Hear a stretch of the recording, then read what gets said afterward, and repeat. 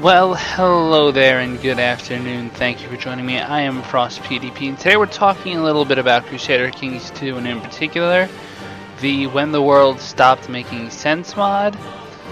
It is a Dark Ages mod. It's put together by Sir Loop and many others. I could not possibly name them all in one video. And I've been in touch with the creators since I started playing a campaign, the Justinian Sagas. You may or may not have seen it. And so what I'm doing is I'm going to talk a little bit about the mod today, and in particular I'm going to talk about the Rise of Islam event within this mod. Now, as you can see, I'm looking at the starting era screen, and it does not look at all like the normal ones. There's Little Augustus, Shattered Empire, and Frankish Steel. Now, these are all chronologically not too far apart, but because of the severe stress that the world went through during this time, the WTWSMS, which I can't say, when the world stopped making sense, this mod took place in 476. It's when the Roman Empire officially fell. I mean, that's when historians dated its fall. You could look at Adrianople or before that even, and you could even say that Rome as a republic fell when the Caesars took over. But, you know, take a sip of my water just to deal with that thought.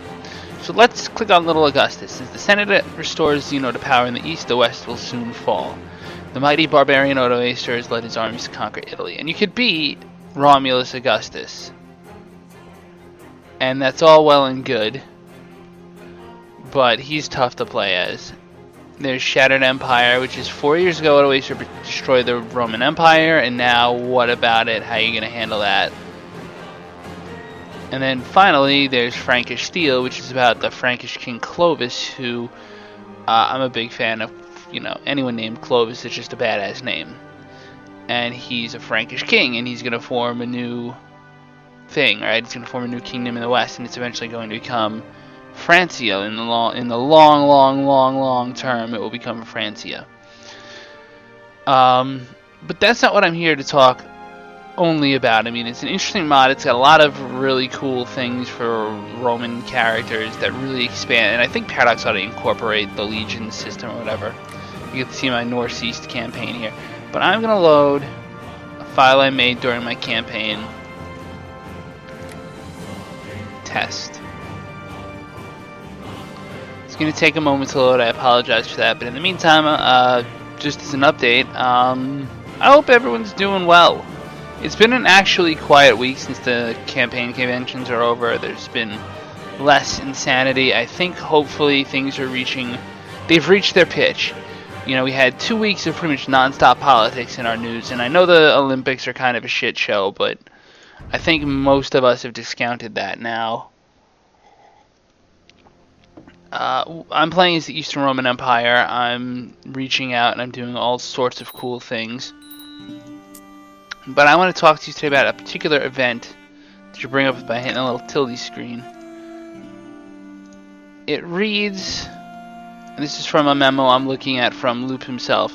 For reference, the file containing the event Zusk_event.51 that makes the prophet appear is located in when the world stopped making sense /events / when the world stopped making sense _rise _ Islam _events.txt in the mod files. Now, as with Paradox, the When the World Stopped Making Sense mod has kept the same level of respect for Islam, which is good. You want to respect religion. You know, if you're not supposed to show an icon of the Prophet, you don't show an icon of the Prophet. I know when you activate this event, you get some weird changes down here. So I'm going to activate it, right? When you put this key in, and you can do this at any time, pretty much, any place, any empire. You do that, and it says unknown command. Events. Okay, I capitalized event, and that was a mistake. So all of a sudden, the Ummayads exist. Why the Ummayads? That has to do with the family heritage of Mohammed himself, and from my understanding, he married into the Umayyad clan. I could be dead wrong, but that's my understanding. Close my little window here, and every time you create a new caliph, it will be a different name. It will not be Mohammed. I think that's done again out of respect for the Islamic faith. It's sort of like Islam rises up a certain way. He has the attribute the Prophet, and he starts with the event spawn troops that can be up to 36,000, 35,000. So it's almost like a Turkish horde or a Mongol horde or an Aztec horde. And the Ummayads, as again, just to pretty much paraphrase Loop. First of all, this event is disabled in the latest version unless you have test features or whatever. But given the status of it, you can mention that there's a future version being planned and discussed on the Paradox forums. You do have to sign up. I think that's a bad idea on Paradox. They should be able to read mod forums without having to go through a 3-step login process as it sometimes, or at least it used to be.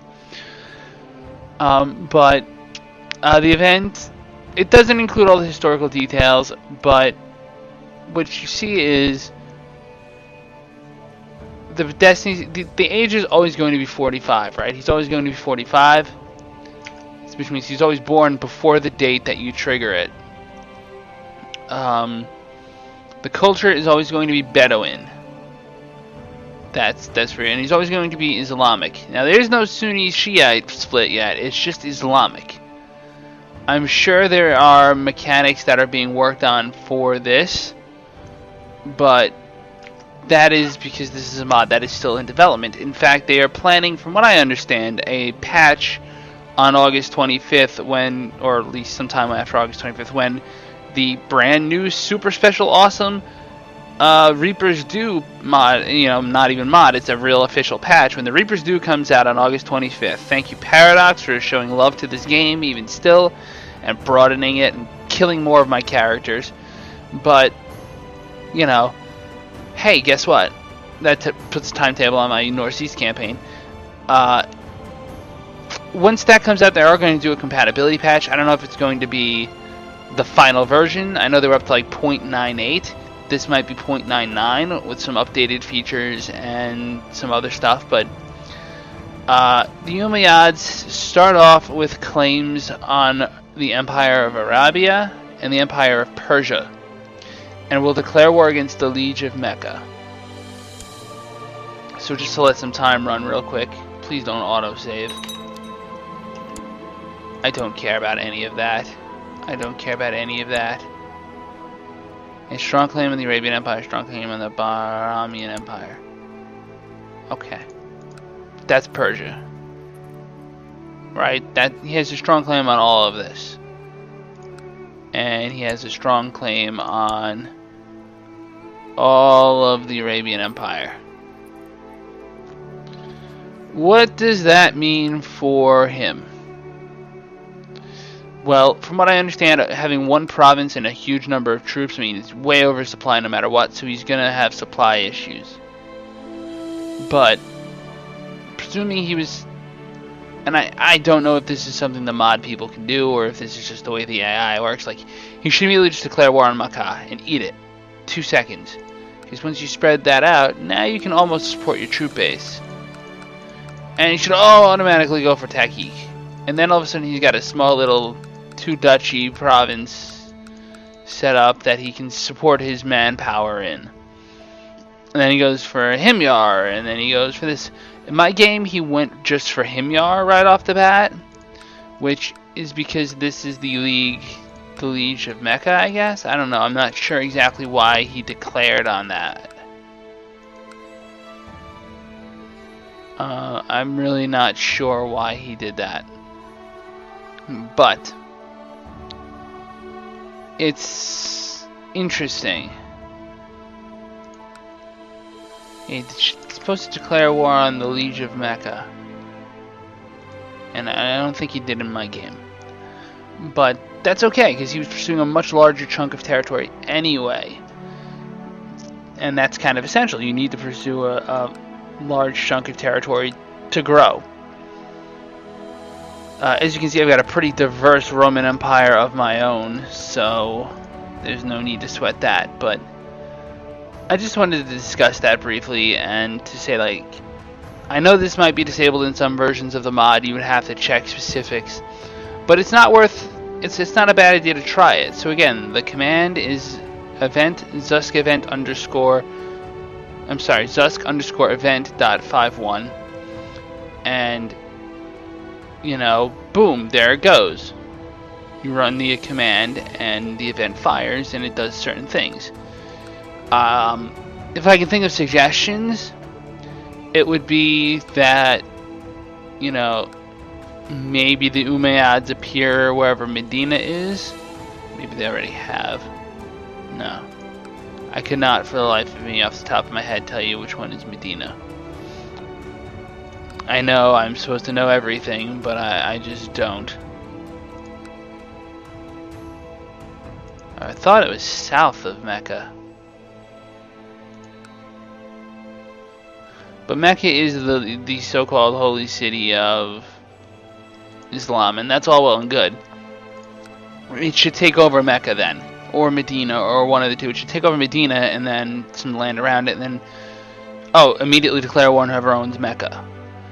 And that would complete it's not the Hajj, because that's the pilgrimage, but it would really complete the original, Mohammedan conquest of this area, which would serve as a springboard to invade freaking everything.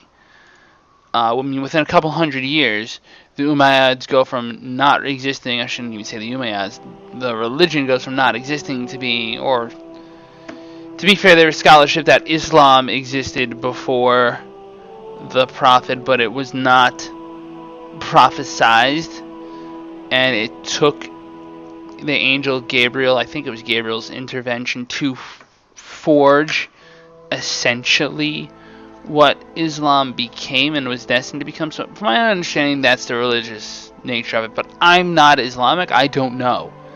I could not tell you for a fact. You'd have to ask someone far more versed in that history than I am. My fiancée would be a great person. She studies Islamic art. That's her bag.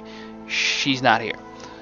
I am, and I'm just doing the best I can to say, that would be one change I would make, is to make it take more land to start with so you have less of these issues. Because let's be honest, unless you're playing as these things, and if you are, maybe the event should happen someplace else, if it's not if it's a player-held area. Or it could be just a revolt with 30,000 people and you have to try to put it down, but if this is just an NPC that's hey, he's the Duke of a 2 or 3 province in the story and area, no, he loses his land. Is there anything else I want to comment on? They do use the symbol for the prophet here instead of giving him a picture, just because of Islam's issues vis-a-vis artistic representation being an attempt to copy God or something. I'm not sure how that works. I don't understand it. I don't really personally accept it. But as far as a mod goes, this is an awesome mod. It even has India. I mean, if you want to go over and be in India, be my guest.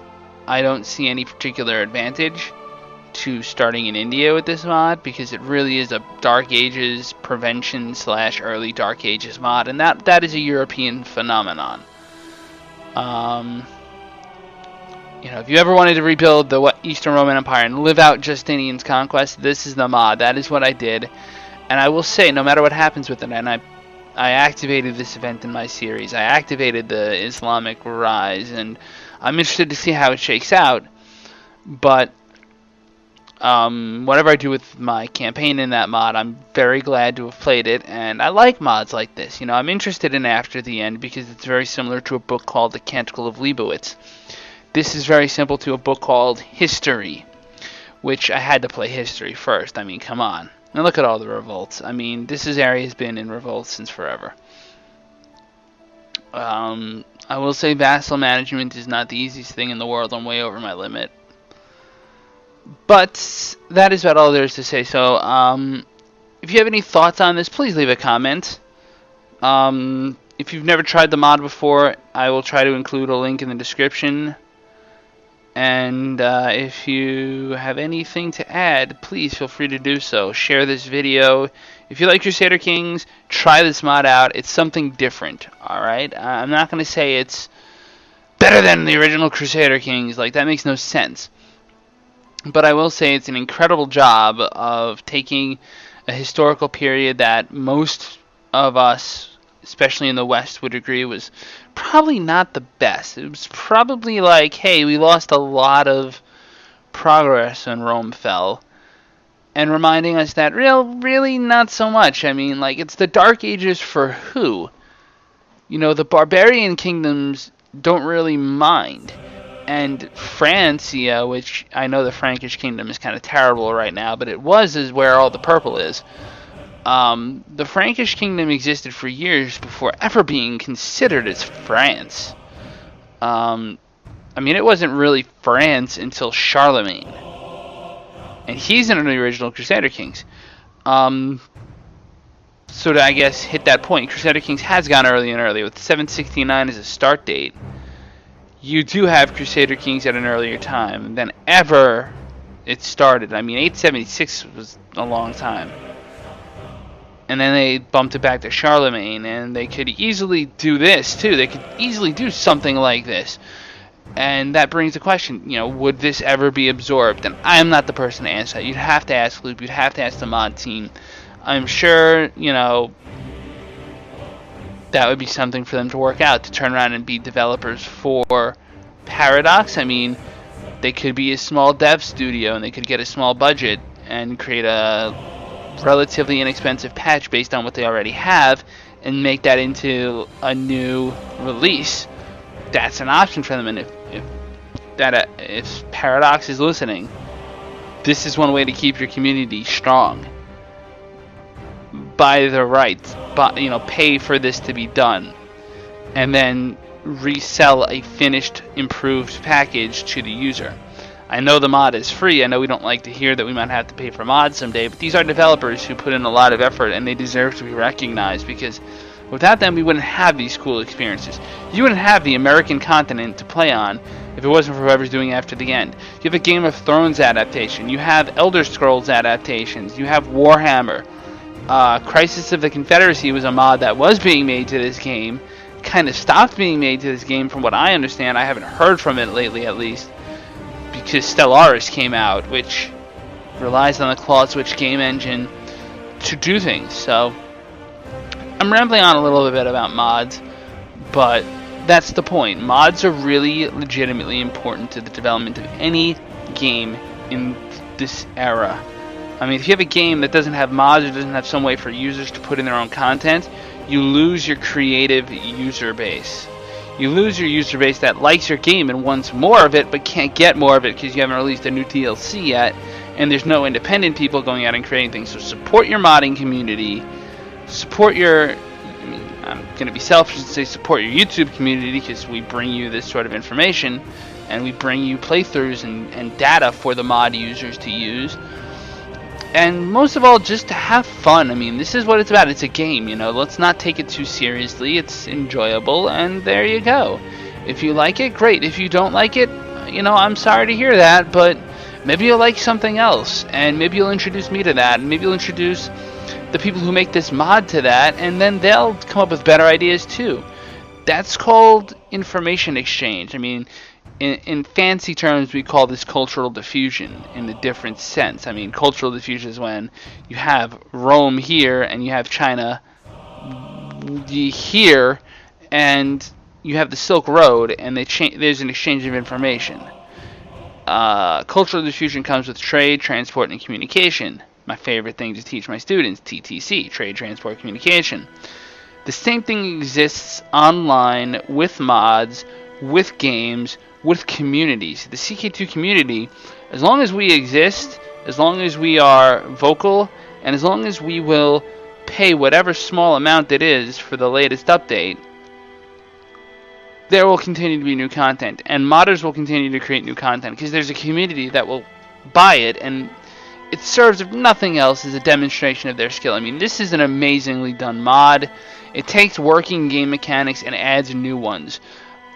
Briefly, I can show you the legion system. I have legions, Roman legions, that are up and like just marching, man. So there's nothing wrong about that whatsoever. It's beautifully done, and it feels like a natural part of the game. And I've already done a video about that. I might include a link in the description to that as well, but you know, the more the better, right? I want to talk this mod up because it's awesome. I want to thank you for joining me. I want to thank the people who make this for joining me in this adventure that I've been on for the past few months, every Monday, Wednesday, and Friday. If you want to see more game content, hit the like and subscribe buttons. You know the deal. I'm not going to push that too hard. But until next time, as always on my channel, La Paz.